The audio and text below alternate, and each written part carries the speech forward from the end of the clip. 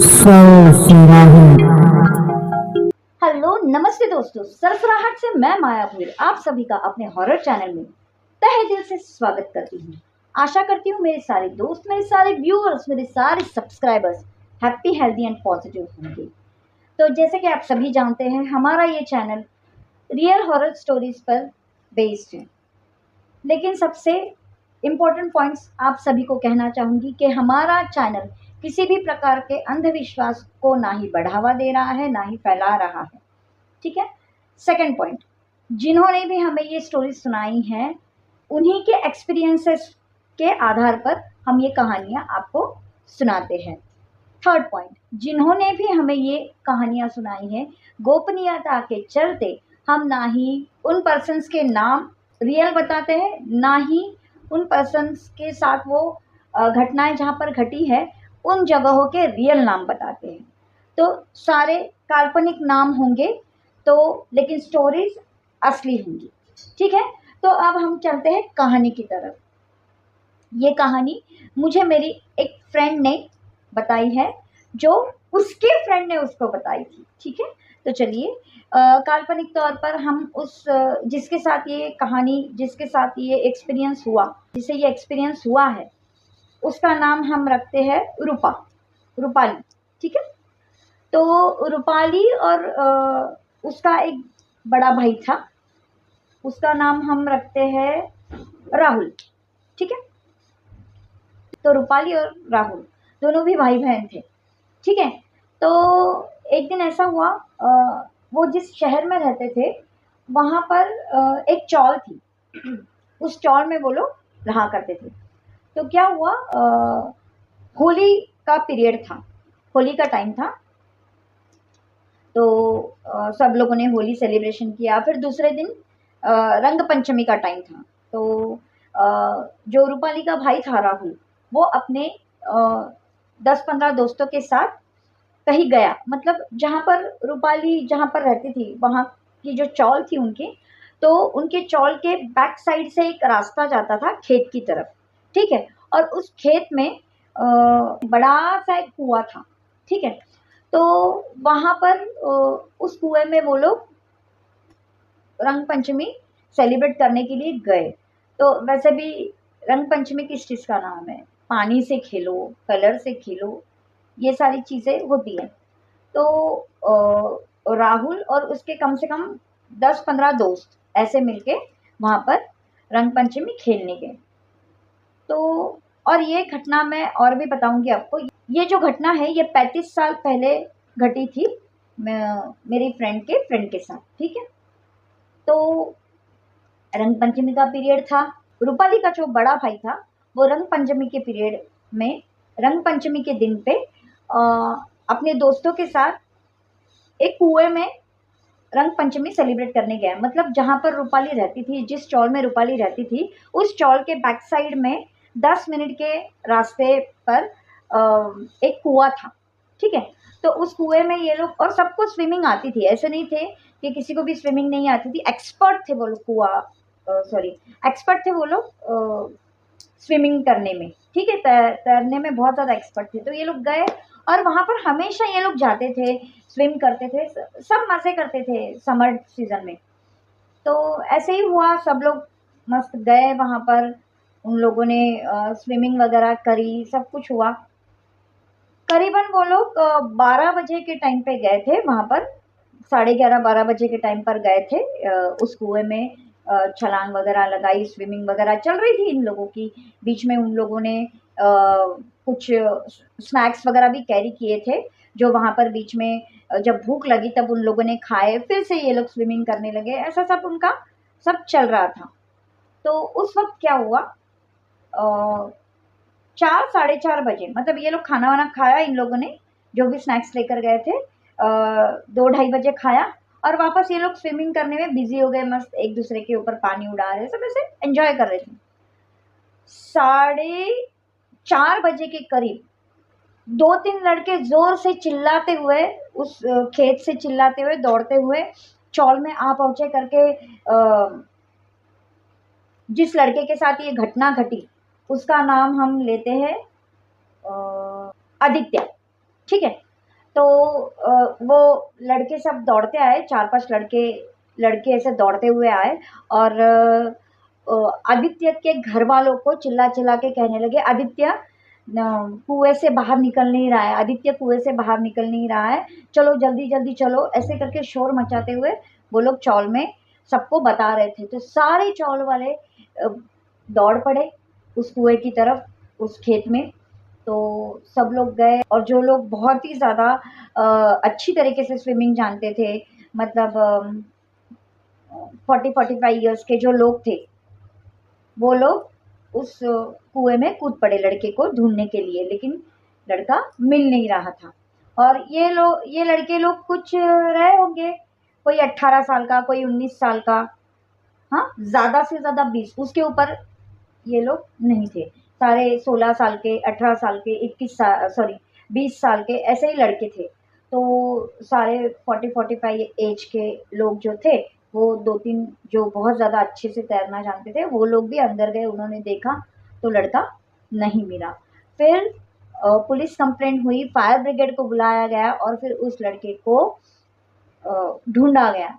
तब जाकर कुछ 7 बजे, शाम के 7 सवा 7 बजे उस लड़के को निकाला गया। ठीक है, आदित्य को निकाला गया। आदित्य सिर्फ़ और सिर्फ़ 17 साल का था। ओके, तो उसको निकाला गया तो पूरा ग्रीनिश उसकी बॉडी पड़ी हुई थी। 4:30 बजे वो डूब गया लड़का और सवा 7 बजे मिला, फिर भी अ, उसकी बॉडी ना ऐसे ग्रीनिश पड़ी हुई थी और व्हाइटिश, व्हाइट और ग्रीन, व्हाइट एंड ग्रीनिश पड़ गई थी उसकी बॉडी। तो फिर सब उधर उसको लाइट वगैरह सब हैलोजन वगैरह लगाए गए थे और उसको निकाला गया। फिर जो रोना-धोना चला उसके पेरेंट्स का, फिर पूछा गया कि कैसे हुआ, क्या हुआ? तो सब बोलने लगे कि नहीं, अचानक से ही ये हो गया, हम लोग तो अच्छे से स्विम कर रहे थे। तो उसने, मतलब ये लोग क्या कर रहे थे, ऊपर कुएँ के ऊपर आ रहे थे और डाइव मार रहे थे। कुएँ के ऊपर आ रहे थे, डाइव मार रहे थे। तो उसी में उस लड़के का पता नहीं कैसे वो एकदम से अंदर चला गया। कहा जाता है कि उसका पैर कीचड़ में फँसा हुआ था, ठीक है? उसका मतलब उसकी आधे से ज़्यादा बॉडी कीचड़ में फँसी हुई थी, जिस वज़ह से जो लोग उसे अंदर ढूँढने गए, उनको वो मिला नहीं। तो और उसी वज़ह से जैसे उसने ज़ोर से डाई मारी, तो वो डायरेक्टली अंदर गया, तो वो सीधा कीचड़, नीचे कुछ ऐसे कीचड़ जमा हुआ था, वो मुझे भी ज़्यादा कुछ पता नहीं, लड़की को भी ज़्यादा पता नहीं था, उसने जैसे बताया मैं आपको बता रही हूँ। तो वो अंदर फँस गया था।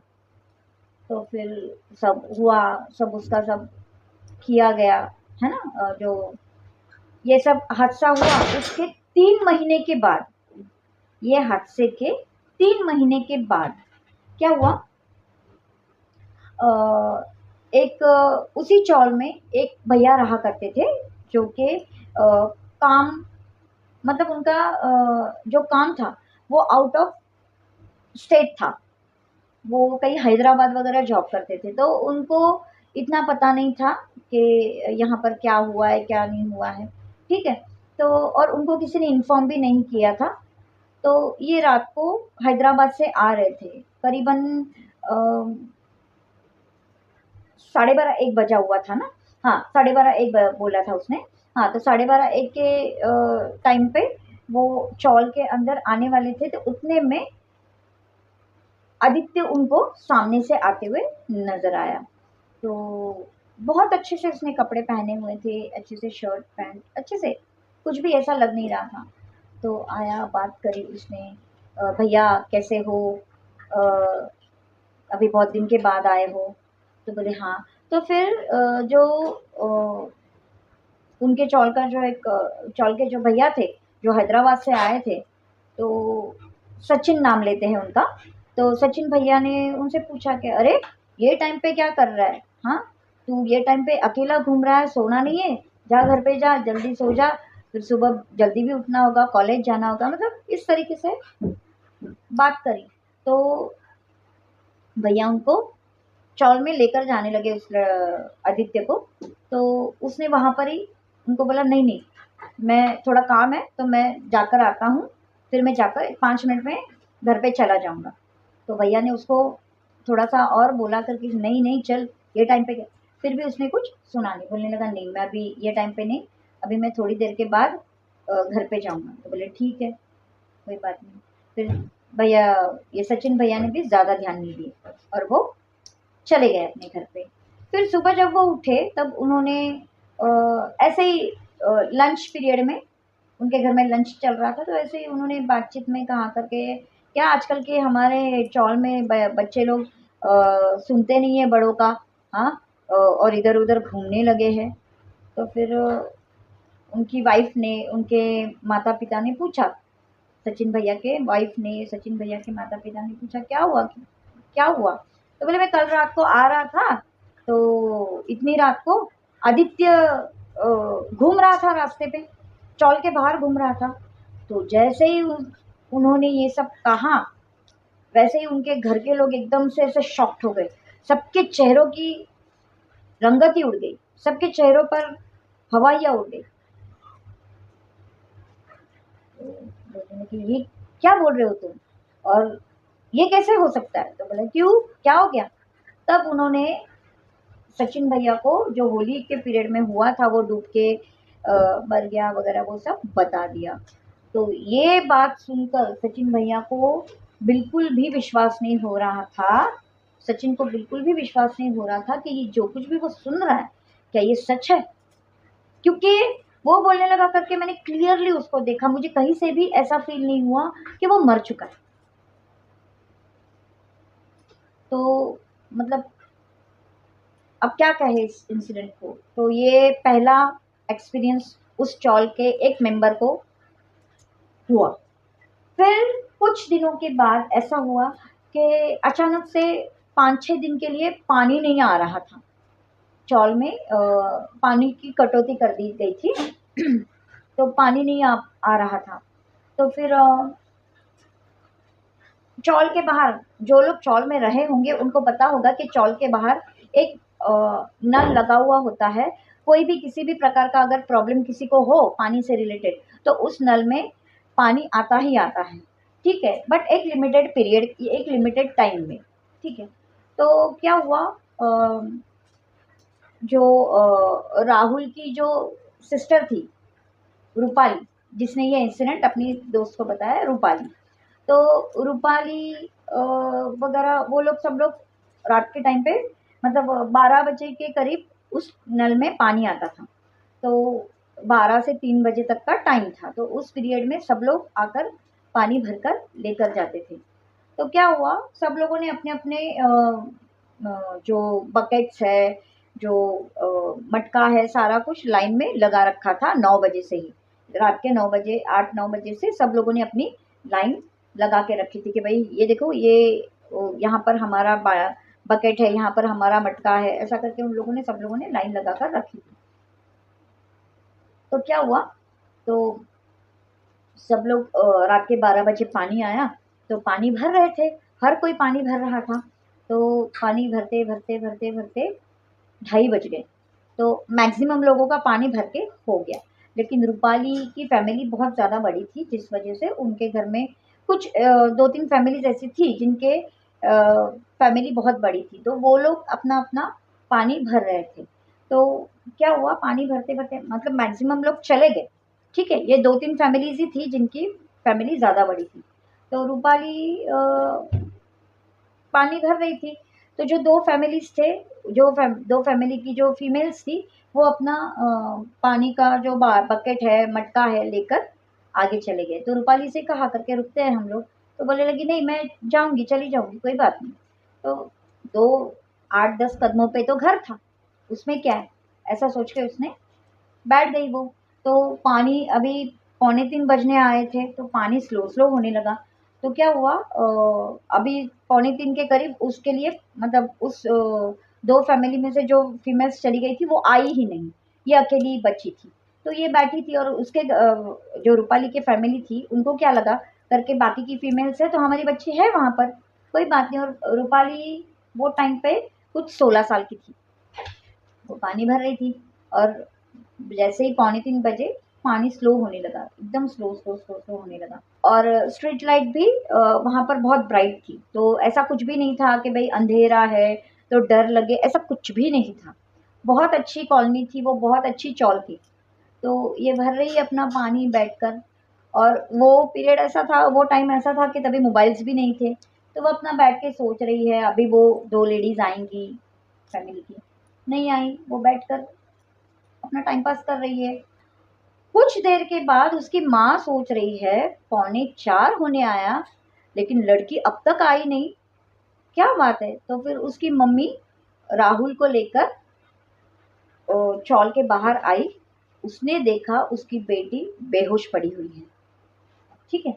बेहोश पड़ी हुई थी, और दौड़ के गई एकदम से माँ और भाई उसका, क्या हो गया बेटा, क्या हो गया? जैसे ही उसने उसको हाथ लगाया, वो बुखार में पूरी तरीके से तप रही थी। 3 दिन तक लड़की को होश नहीं था, बुखार में पूरी तरीके से तप रही थी, हॉस्पिटल में एडमिट थी, और 3 दिन के बाद वो बोलने के लायक हुई। उसे मतलब उसकी पूरी ज़बान बंद हो चुकी थी। 3 दिन के बाद उससे पूछा गया कि बेटा क्या हुआ? तू बेहोश कैसे हुई? तुझे इतना तेज़ बुखार कैसे आया? क्या हुआ? तब उसने बताया कि मैं जब पानी भरने के लिए बैठी हुई थी, तब दूर से मुझे कोई एक लड़का आते हुए दिखाई दे रहा था। 5 मिनट से भी ज़्यादा हो गए थे, लेकिन वो मेरे करीब ही नहीं आ रहा था। लेकिन मैं देख रही हूँ कि वो चल रहा है, ठीक है?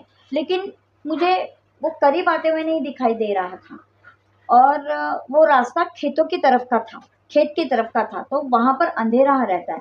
तो वहाँ पर मैं देख पा रही थी कि कोई आ रहा है। तो फिर मैंने उससे पूछा कि कौन है? कौन है? तो जैसे ही मैंने कौन है करके पूछा, तो वो एकदम से स्ट्रीट लाइट के नीचे आ गया। स्ट्रीट लाइट के नीचे जब वो आया, तब मैंने देखा कि वो आदित्य था, ठीक है? आदित्य 17 साल का था, ये 16 साल की थी। तो मतलब ये सब लोग दोस्त ही थे, फ्रेंड्स ही थे, ठीक है? तो नॉर्मली ऐसे बातचीत करना, ये सारे बचपन से एक दूसरे के साथ पले बड़े थे, ठीक है?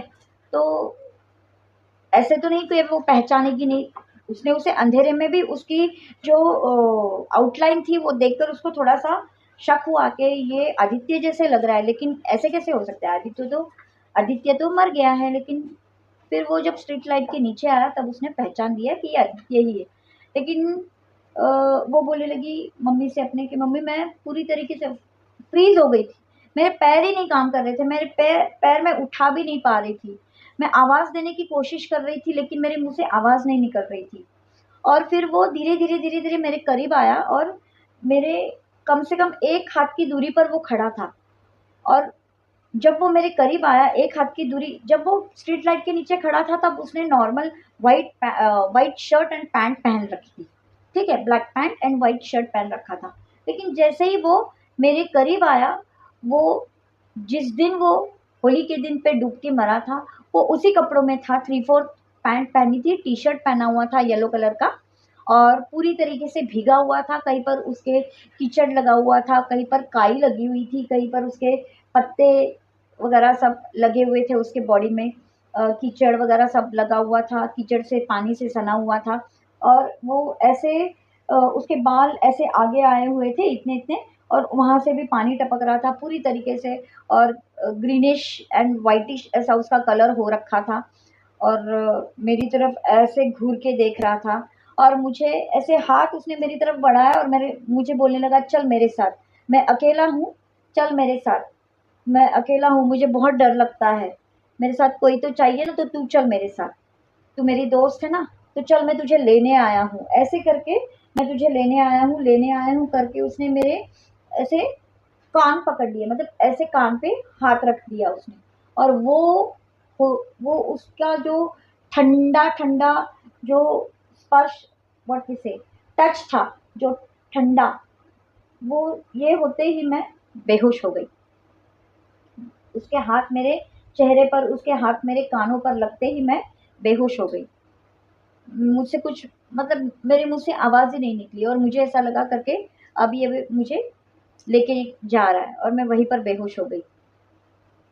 तो ये सुन के उसकी माँ को, उसके भाई को, उसके पापा को, उसके चाचा-चाची, जो भी जो फैमिली मेंबर्स थे, सारे के सारे एकदम से डर गए। और फिर उसको मतलब आगे और कुछ ना हो, क्योंकि उसने उसको टच किया था, उस जो भी वो एंटिटी थी उस एंटिटी ने रूपाली को टच किया था। तो उस वजह से उसके पेरेंट्स ने जैसे ही हॉस्पिटल से उसे डिस्चार्ज मिला, वो फिर भी ठीक नहीं हो रही थी, डिस्चार्ज मिला उसी दिन उसे मंदिर में लेकर गए। मंदिर में पुजारी से सब कुछ बताया गया। वहाँ पर ही कुछ कदमों पर एक मंदिर भी था, माता का बड़ा मंदिर था। तो वहाँ पर उसे लेकर गए। दूसरी कॉलोनी में था, लेकिन वो उस कॉलोनी में नहीं था, उस एरिया में या फिर उस चौल के आसपास नहीं था, दूसरी कॉलोनी में दूसरे एरिया में वो माता का मंदिर था। तो वहाँ पर उसे लेकर गए।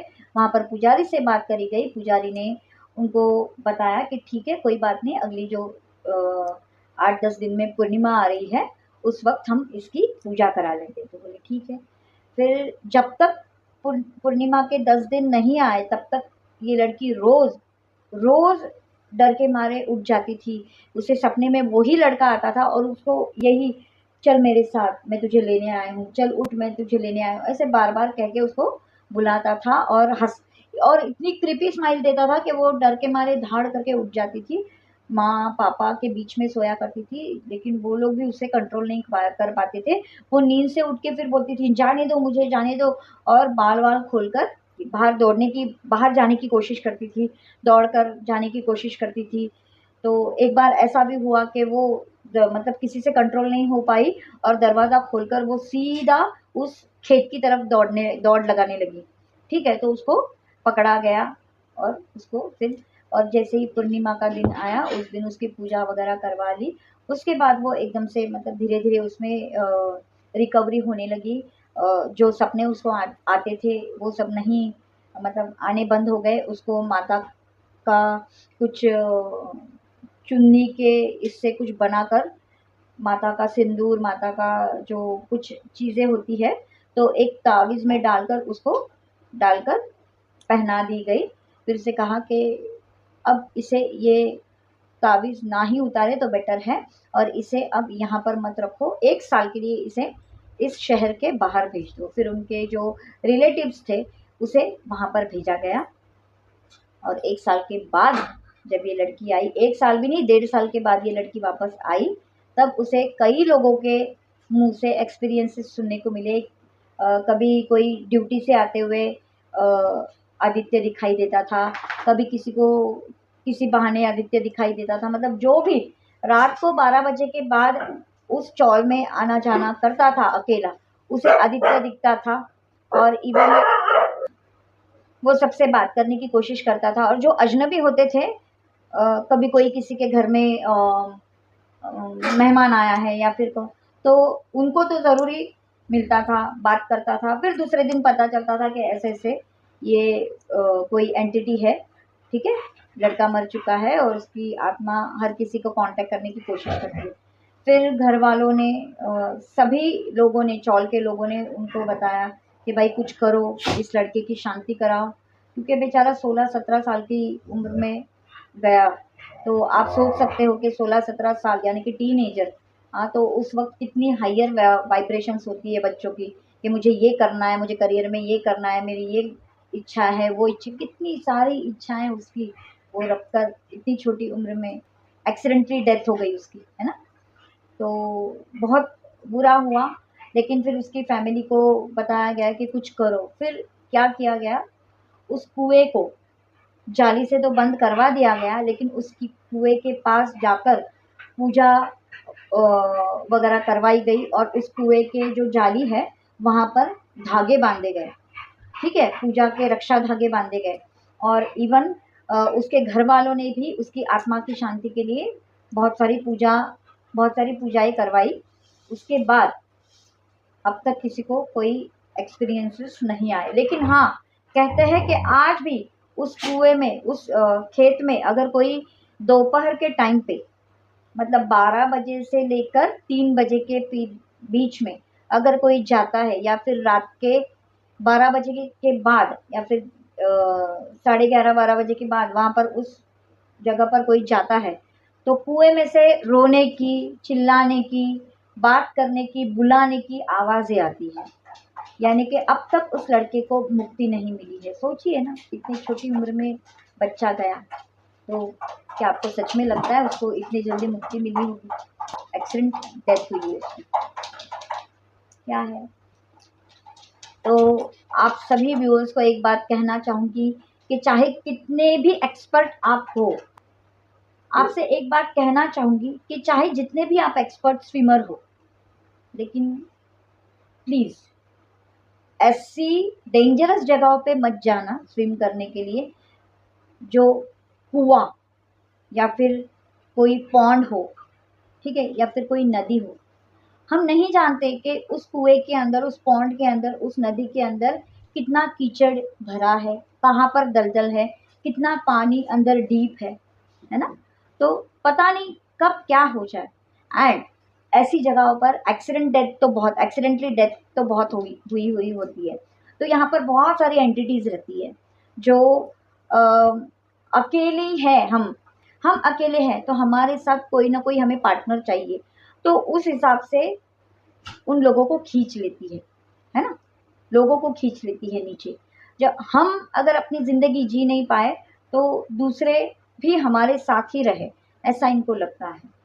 कुछ एंटिटीज़ बहुत अच्छी होती है और कुछ एंटिटीज़ अतृप्त होती है, जो हमेशा कुछ ना कुछ लोगों का बुरा करने की कोशिश करती है। मतलब अपने साथ लोगों को, जिंदा लोगों को अपने साथ ले जाकर अपने जैसा बनाने की कोशिश में लगी हुई रहती है।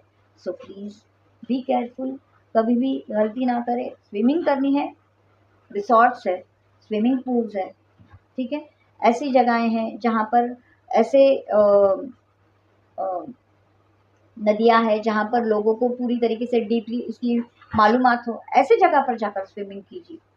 नो डाउट कुछ प्रॉब्लम नहीं हो। हाँ, हो सकता है नदी में तो प्रॉब्लम हो सकता है, लेकिन अगर कोई गांव का इंसान है, वो उसको पता होगा यहाँ पर कितना डीप है, यहाँ पर कीचड़ या फिर दलदल है, तो वो आपको गाइड करेंगे, ठीक है। तो दोस्तों, ये थी आज की स्टोरी। अगर आपको पसंद आई हो तो ज़रूर कमेंट बॉक्स में बताइए, अपने सजेशंस भी दीजिए, लाइक शेयर कमेंट सब्सक्राइब कीजिए। हम अपनी एक स्टोरी बनाने के लिए कितनी मेहनत लेते हैं ये आपको शायद ही पता हो। एक लाइक से, एक सब्सक्रिप्शन से हमें बहुत ज़्यादा मदद मिलेगी, बहुत ज़्यादा खुशी मिलेगी।